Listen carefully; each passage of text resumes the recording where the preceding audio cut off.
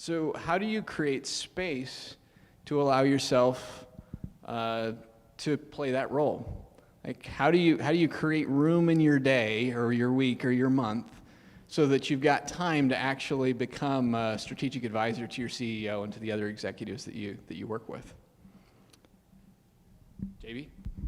I'll take the first one. I learned a lot from one of my best mentors, which was Kent Thomas, the one who founded Advanced CFO.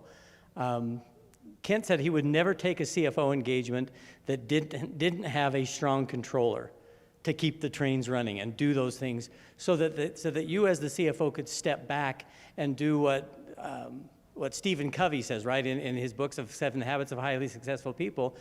Focus on quadrant 2, which is take some time to ponder and plan every single day.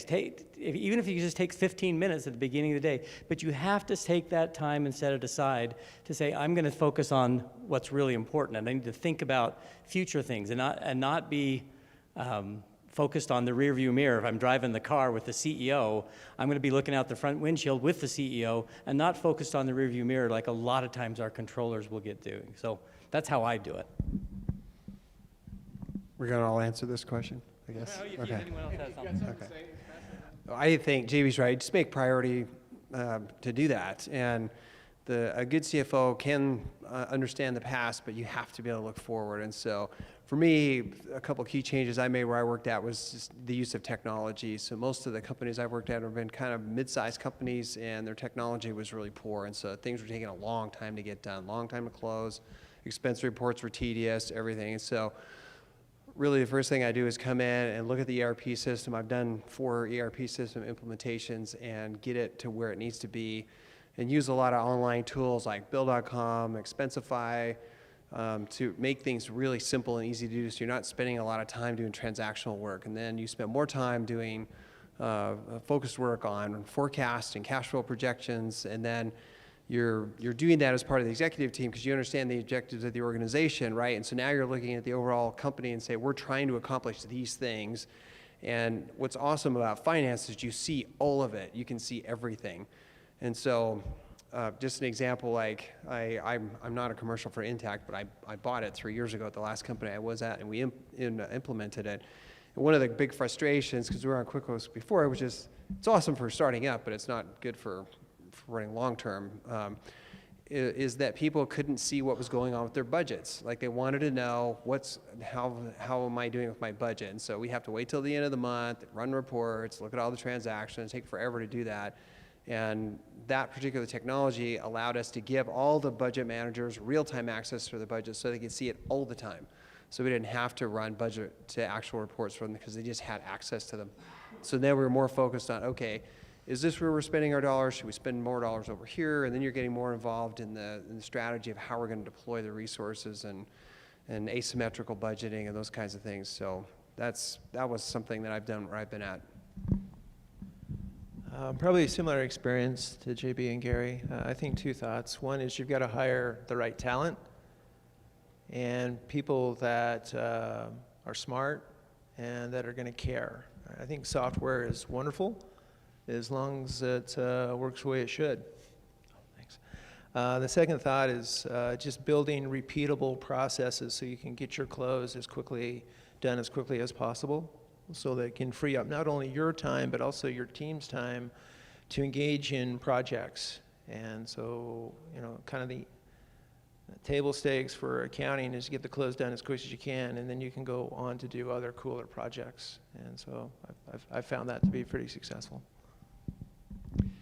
Yeah, so echoing what has already been said in terms of the competence of the team that you hire, and really elevating the controller's position, where the controller has the responsibility for the entire close.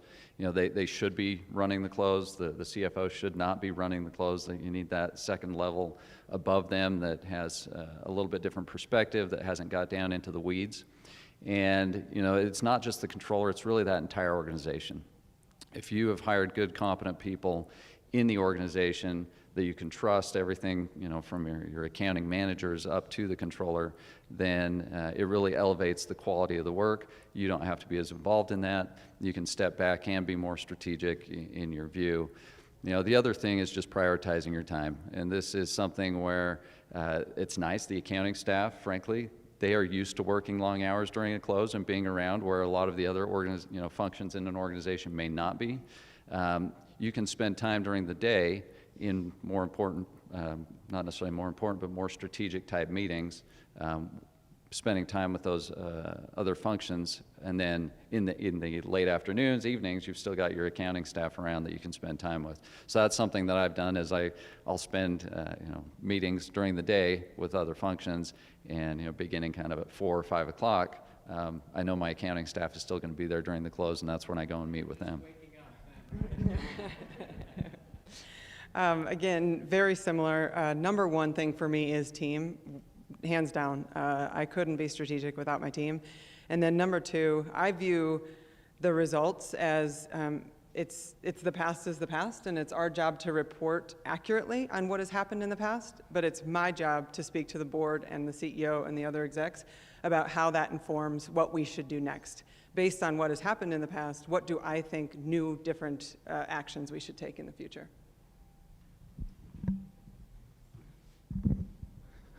Hope you'll bear with the one mic that we're trying to pass around and share. Thank you. Those are excellent thoughts. So let's assume that you've done all that you can to create that space. You've used technology to automate. You've shortened the close time frames. So you're spending less of your month there.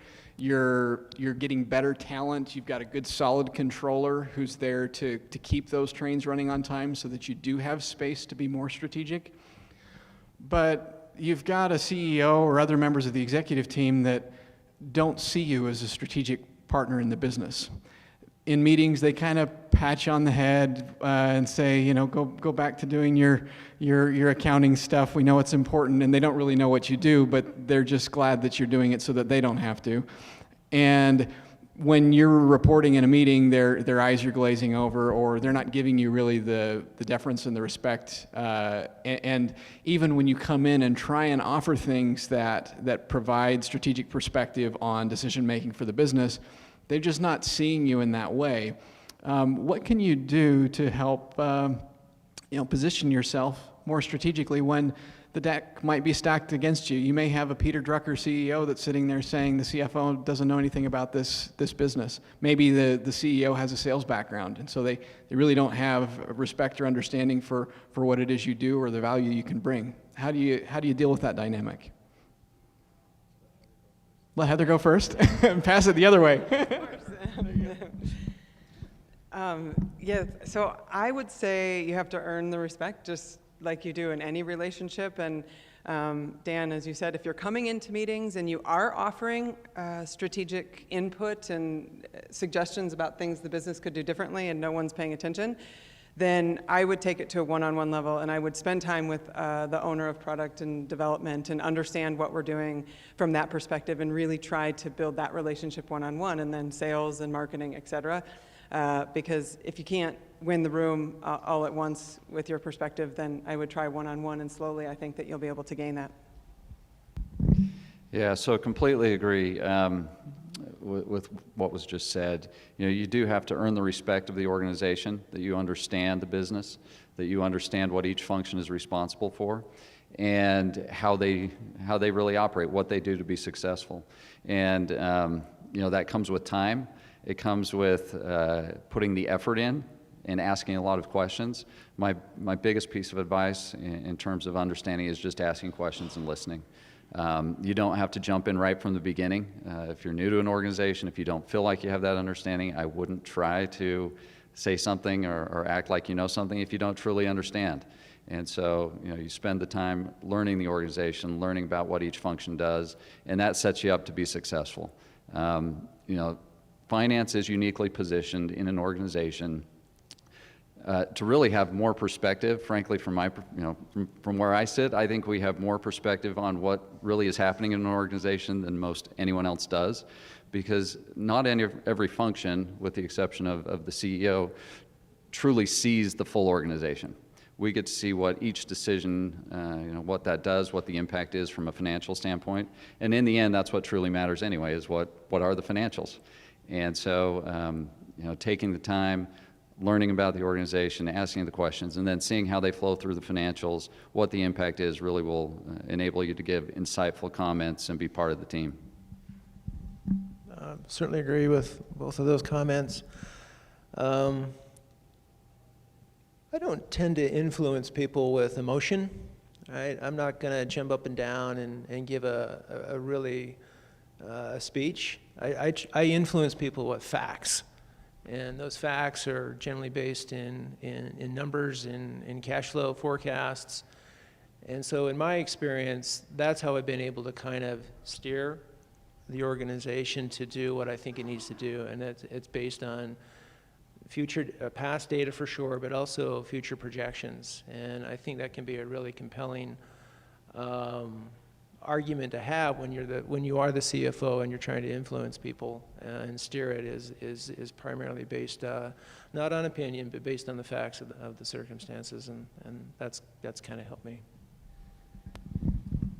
Yeah, similar things. You got to earn it, and a lot of it's understanding your audience and the board you're speaking to, or your management team. So, like, I've learned over time when I'm presenting monthly or quarterly financials that showing a balance sheet, people's eyes glaze over, and so I'll summarize things and say, hey, everybody cares about cash. Let's look at that number, or inventory, depending on your organization, or deferred revenue, or how we're doing on expenses, and then trends. People love to see trends, right? They want to know, are we going up, are we going down, are we flat? So presenting things that people are really interested in, and specifically as it relates to the goals of the organization. If you're tied into the goals and you know what your goals are as a company and you report to those things. And then the other thing about being authentic, as others have talked about, so I like to do something that I just call swimming upstream. And so, like, I'll go and sit with the R&D group and ask people and say, what do you like about your job? What do you hate about it? What stops you from doing what you really need to get done? And I'll do that with the customer success team and with the sales team. And then they all start to learn that you're on their side and you really understand their issues. And then when you're in meetings and you're trying to be strategic, you can speak authentically and say, well, hey, I spent a whole bunch of time with developers and they said this.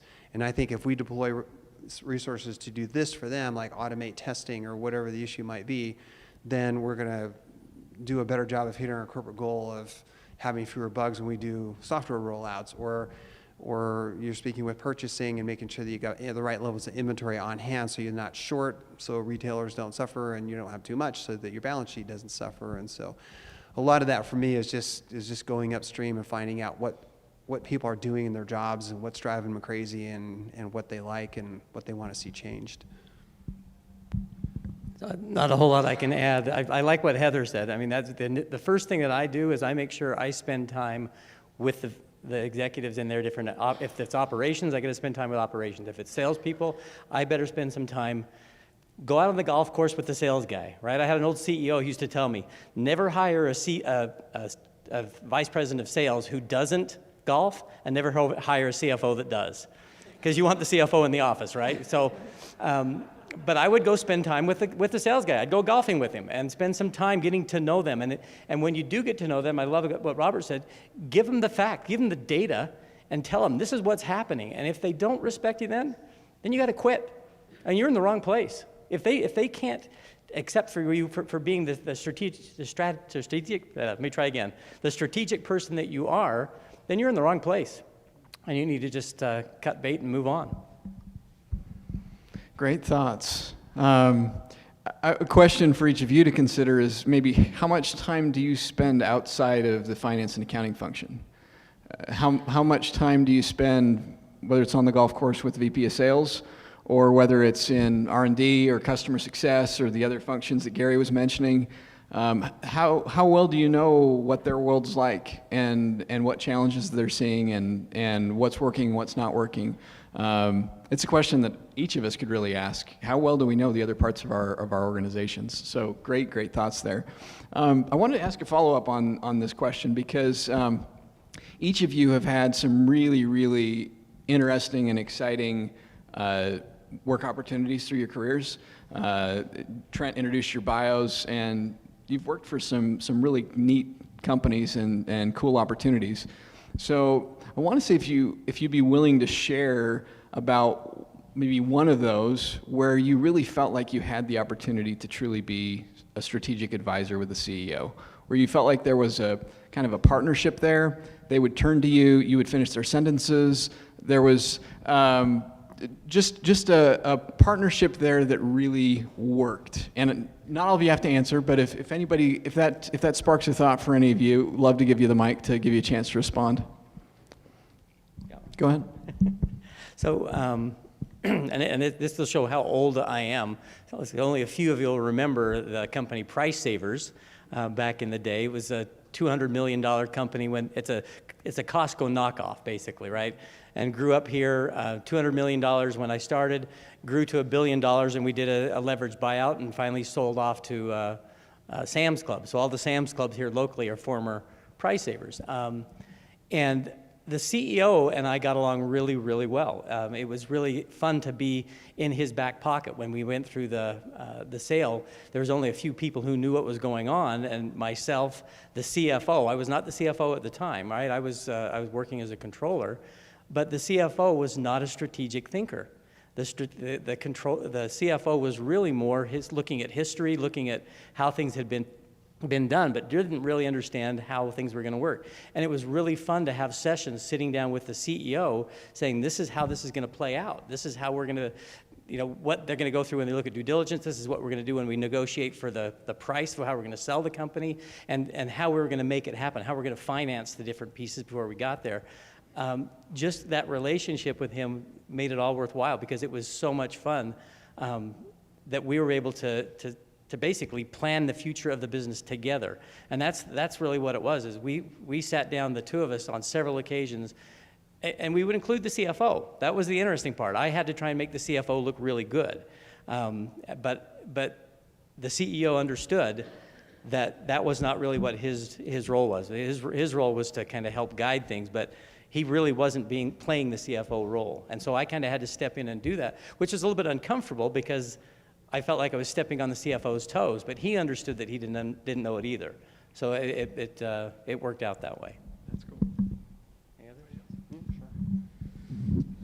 Yeah, when I was at OGO for a long time, a lot of it was just getting involved in the organization and help improving things and cleaning things up. So most companies, they start small. There's a lot of things that aren't working very well, and you got to make sure you have great team members, like Heather said, and then you got to make sure you have great process. And so just working with the president and the founder there on a regular basis to understand what they were trying to accomplish and then executing. And so then over time it became fun because they'd come, pull you in the office and say, hey, we're thinking of going into this segment. What do you think? And sometimes you have to have a dampening effect. Well, let's see, we're not really doing so hot over in these other segments yet, so let's wait to do this one until we nail these other ones. And here's some ideas on helping us nail the other ones. And other times, it's just working directly with the sales team because they want to offer special discounts or programs and things that we haven't done before. And so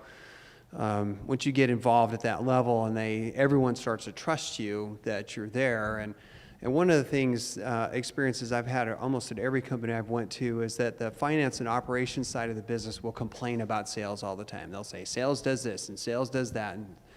And sales went to a trade show and they offered a program that we don't offer to get some business. And I'm like, okay, let me get this straight. So if I'm in sales and I eat what I kill, I'm going to tell a customer, I'm sorry, I can't do a multi-million-dollar deal with you because the operations group won't let me give you those terms.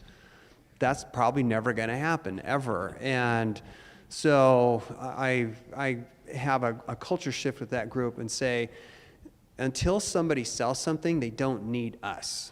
Right? So we want to help sales and enable them because when they sell a lot of stuff, that means more resources for us to get things done for them. And so let's fix our internal process so it's not hard to offer a new set of terms or to bring in a new product, and that we're managing our cash well so that we can do the things the organization needs to do.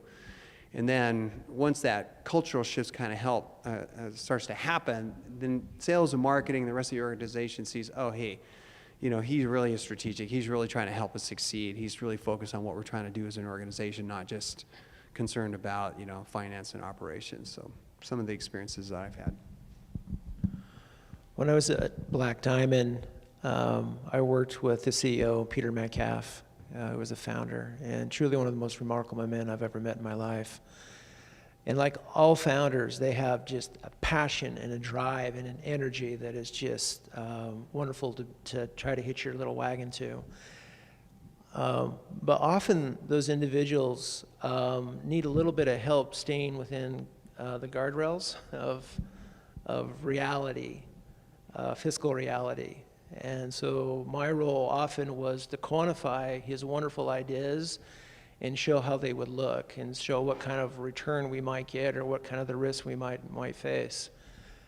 I often said, outside of my relationship with my wife, my most important relationship was with my CEO, particularly when we went public, because you can get each other in trouble unknowingly. And so you need to walk pretty closely together and say the same things. And for me, I was making sure Peter wouldn't say something that we hadn't disclosed previously. And so wonderful relationship, but it really was also recognizing his strengths and then trying to help augment what I could bring and help him. So I'm going through an interesting experience right now. So I'm at Purple. We went public in February of this year. And in March, our CEO departed. And we went for a little over 6 months without a CEO. And so I was having relationships with board members, as the CFOs do, pushed into really helping lead a lot of the organization for a period of time. Well, we finally hired a new CEO, which has been great and a huge relief for me. But it's been interesting to see him come in with a perspective of, okay, my CFO has been involved in all the operations, does know the company extremely well, and so he and I spend an unusually high amount of time together. It's maybe a little overwhelming for me right now, frankly, because he's trying to get up to speed. He's only been with us for a few weeks. But we've already created this bond that I know is going to be important for our future relationship in terms of, the communication that we have between us, the rest of the organization, and then as a public company with the street. But being involved in all the cross-functional operations, for me, that's just a lesson how valuable that is to a CEO, and getting those experiences will no doubt, similar to what we talked to before, asking questions, spending time with each function will really put you in a position to be, speak intelligently and have a good relationship with the CEO. Yeah, similar to what everyone has said, my relationship with my CEO right now, it is one where we can finish each other's sentences, but it's a unique role of the CFO, especially when you have this visionary CEO. Some days you're his or her cheerleader, and sometimes you are more of a coach saying, no, we can't do that. It doesn't work. We don't have the money, or we don't have the resources, the people, et cetera. So it's a really unique role. And I think you can really play on each other's strengths when you do have this CEO that is visionary, and then you can have a CFO role that is very strategic, but also very in touch with the operations and how things actually work from a dollars and cents perspective. So I think it can work really well. What do you want me to tell about Tom? He's a serial entrepreneur, right? Yes. Yep, absolutely. And your finance team is Yeah, we definitely are yin and yang. Tom, as Dan was saying, our CEO, is a serial entrepreneur. He was the CEO at Ancestry and took Ticketmaster.com to be very large, and is now at Expert Voice. And he's very dynamic, very visionary, and always has new ideas. And so we for sure are yin and yang. I spend more time with him than I do any other single human in our building. We are always bouncing ideas off each other. And so it is a very rewarding relationship and experience for me, because I am, holding down the fort while he gets to soar for the stars.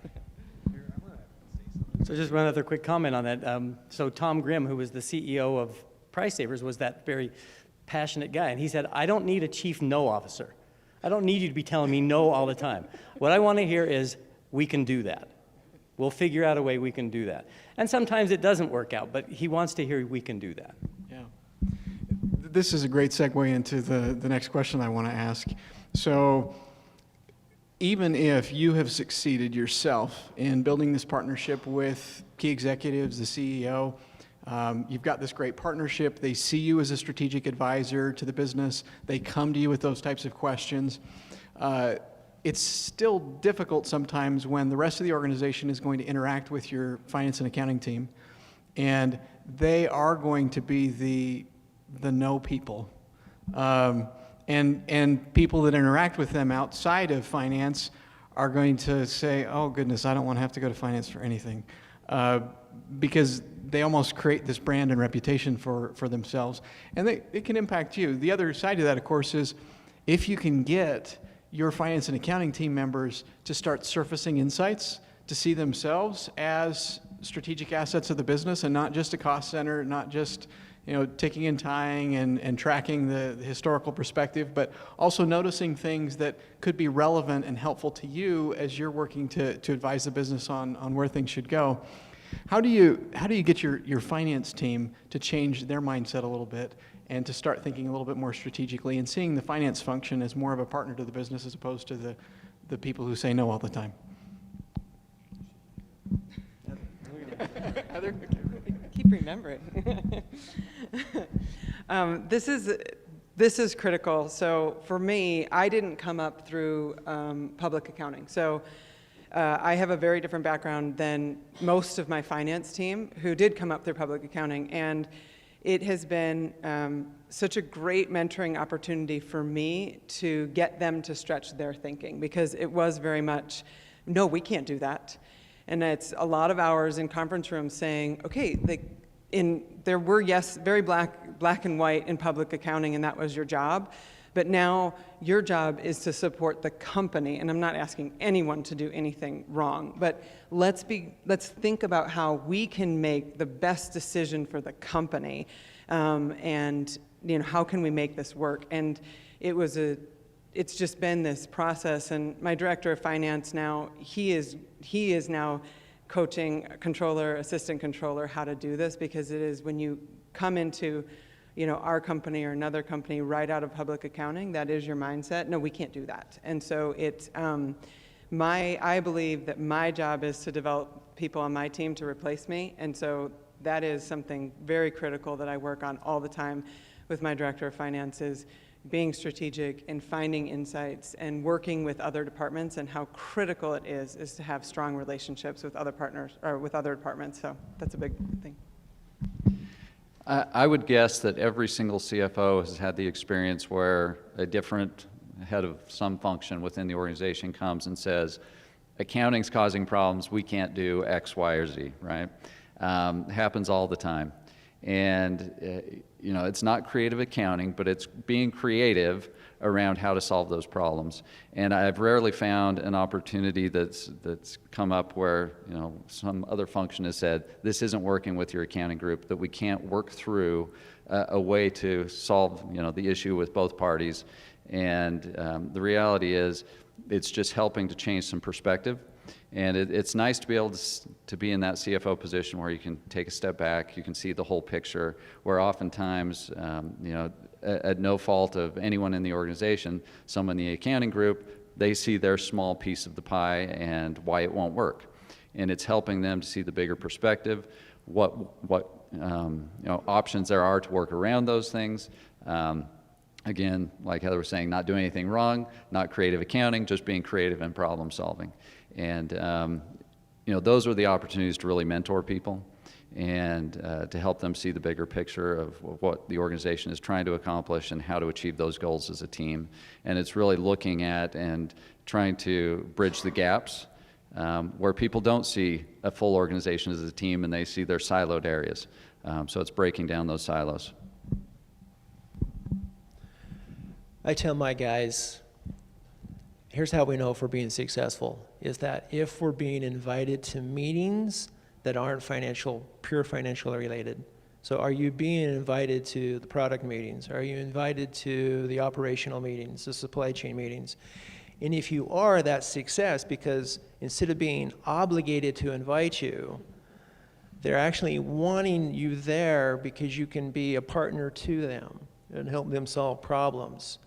So I've seen this both ways. I've had, particularly with FP&A, I've had people in the organization complain about my FP&A guy being maybe too much of a no person and not quite understanding how all the other functional organizations all fit in together.